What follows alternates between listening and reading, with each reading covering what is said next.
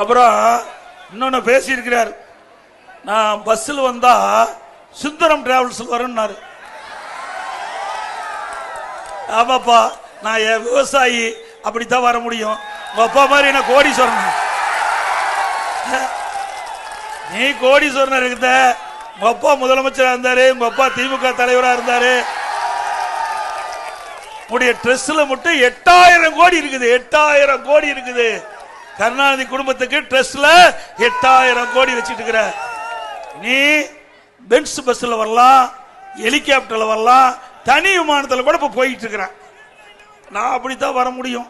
என்னுடைய நிலைமை அப்படித்தான்.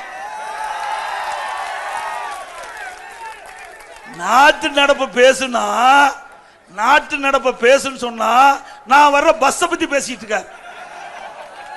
பரவாயில்ல, இந்த நாட்டு மக்களுக்கு நான் பஸ்ல வரத தெரிவித்ததுக்கு நன்றி.